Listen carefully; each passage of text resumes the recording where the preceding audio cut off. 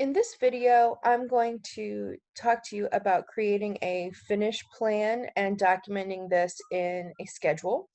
So what you're seeing here is a copy of the design plan, and we're using the design plan because this is where a lot of the design intents are being represented, whereas the floor plan is really just sort of focused on annotations and wayfinding throughout the drawing set. So we don't want to create too much visual clutter there.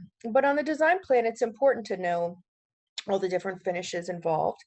And we put the finishes at this on this plan so that when the contractor is pouring the slab, he'll know, or he or she will know, all the different thicknesses that they're having to deal with to make sure that when it's all said and done and this flooring is installed, that there's not a big change in level between, for example, the two different flooring types. So the first thing that I'm going to do is talk to you about how the finishes are drawn, and then I'm going to explain to you why I selected what I selected and put it where I did. And then after that, we'll look at a finish schedule. So as far as for annotation goes, you can see that I have used my thinnest line weight pen to show the flooring textures.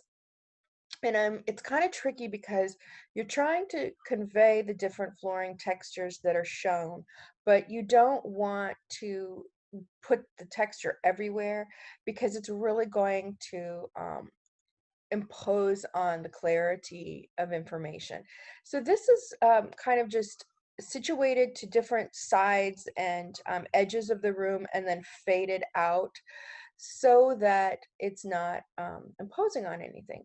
Now, in a more complex project, and maybe in the real world, you would have a plan just devoted to floor finishes, and it would show what the thresholds are, and it would show, lots of different materials, for example, if it was a complex project. But here we're just keeping it simple, and we're just trying to put the bare minimum information here. So now that we understand how it's shown, I want to also draw your attention to the finish legend over here. And so I just have the two different material types shown in a legend, and that's really important to show. But now I'd like to move on to why I put different flooring where. So we wanted to keep the interior of this place, elegant and sort of, feeling rustic and, feeling warm.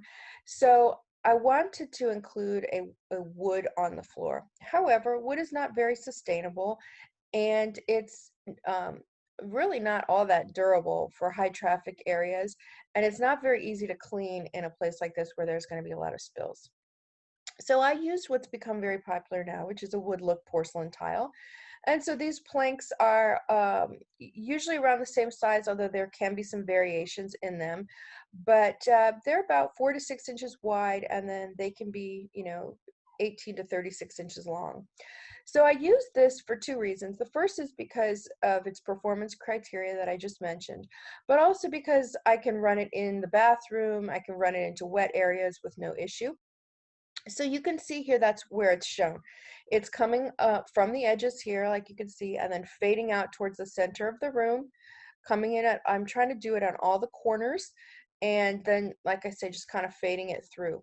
Now, if you don't see a threshold line here in a door swing, then that indicates that the flooring finish continues.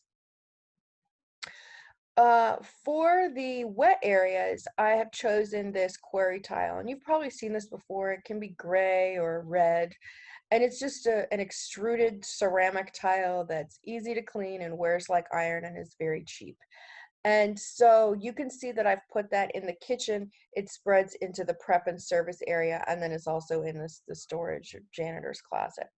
So those are our two flooring finishes. So with that, let's go ahead and take a look at the finished schedule. So at the very bottom of our schedule sheet, you can see here our room finish schedule. And it's also a very simple table where we have defined the room name.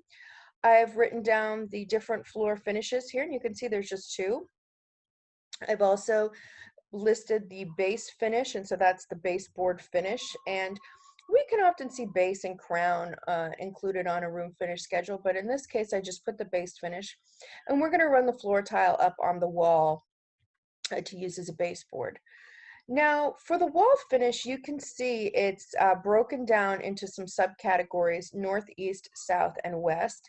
And I have selected what material and what finish is going to be on most of these walls. However, what I would like for you all to do is determine, based on your elevations, what's going to be the wall finish here. And so you need to figure out the northeast, south, and west walls of the actual coffee shop, and you'll be able to see the north wall in the elevation. You may also decide to go ahead and render the tile on the walls in the section if you'd like to, but it's not necessary. We're just going to put that there's tile there. The prep service area, you need to fill in this blank as well. Keep in mind that the north wall here is the same as the north wall in the cafe. So whatever you put on your north wall there and here will have the same blank. The east and south wall, those are the east wall is a partial wall, and so is the south wall of the prep service area, and those are going to have paint. And then the west wall, again, will be the same thing as what we have for the cafe here. So you will go ahead and fill in those based on what you've selected in the interior sections. And that's how you will understand how to manipulate and show things in a wall finish schedule. This next section here is for the ceiling, and just like the walls, we need to put the finish in there, but we're also going to put the ceiling height. Right now, leave them blank because we don't know that yet. We won't know that until we see the reflected ceiling plan, which is coming next. So now you should be able to render very subtle flooring textures on your finish plan, as well as create a room finish schedule showing the information that I have and then filling in the information that's specific to your project.